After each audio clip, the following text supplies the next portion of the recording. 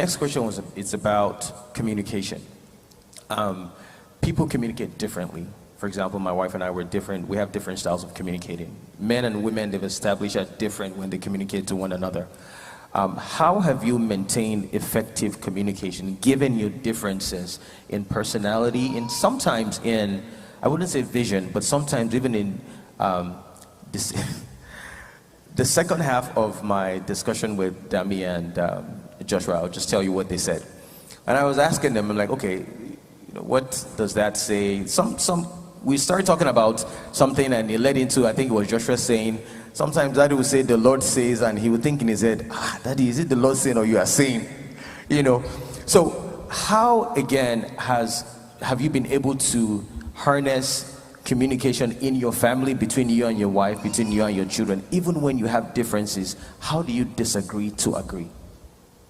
Yeah, thank you very much. There's a particular spiritual principle that we have among ourselves, and that spiritual principle is whenever the Lord says or puts something in her heart, she shares with me. Whenever the Lord put things in my, and sometimes what the Lord will put in her heart and she shares with me, I may not fully understand, especially concerning the area of our visions, the vision carriers, many times. And that the Lord is saying this, I don't usually try to say, how will it be? Because I believe that it's a great vision, and even if I don't fully understand, but I will follow, and I will agree with her. It's the same thing happens with me. So there is that open communication of whenever the Lord ministers something to my heart, it happens to me more. About ministry, about our family, about decisions to make. Whenever the Lord puts something in my heart, I share with her. Many times, it may be very hard to understand. That's what Joshua was saying. Very hard to understand, even for her. But sharing it with her, at times, she may express her reservation, is this, and then we'll talk about it.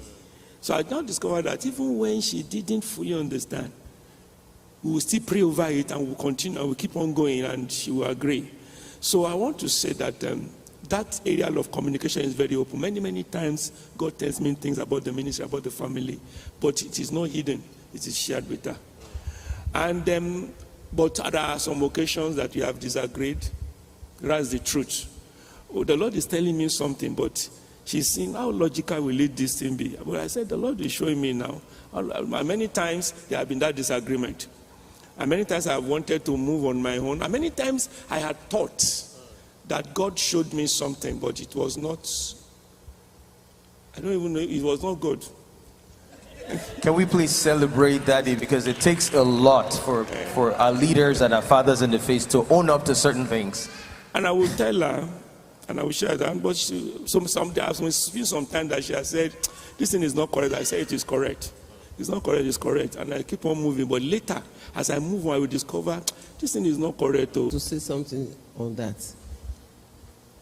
Why I always agree, most of the times, I agree with you. You know that? Yeah, yes. Why I always agree, was because I fear that disunity. Because whenever you disunite with your husband on anything, it can hinder what God planned to do. And I fear it because of that scriptures where the Bible says that how pleasant is it for brethren to do it together in unity. It says it's like oil on the head of Aaron.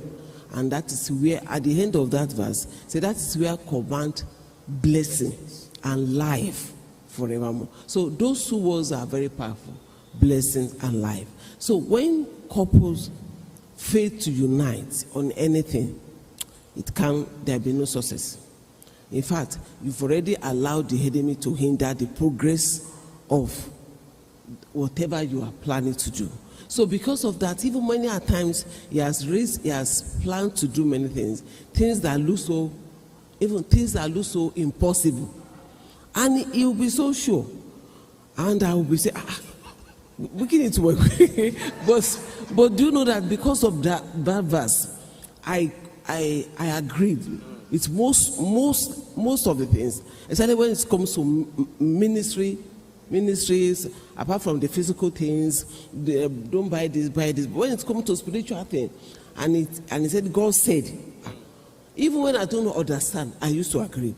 But after my agreement, I will go back to God. If that thing is not your will, you know how to alter it or stop him. I'll keep on praying, and eventually, if it's not of God, it won't stand. One way or the other, something will just happen. But most of it has always been right. And at the end of the day, I will thank God that I supported him. So to follow a man is so easy. And as a wife, they need our support in fulfilling whatever plan God wants to fulfill in their lives. And when you don't support, because there are so many things you don't even know. You don't know where God is going. Especially when somebody is walking by faith, say, God said we should do this. And you are just where you have to be, try to think on that thing. But to help the matter and to help me, I used to follow, because I know God can never fail. And if it's not of God, he knows how to, it will even because of me stopping. So you can't be following a man and God, you are obeying God by following. You are not obeying him. It is God you are obeying.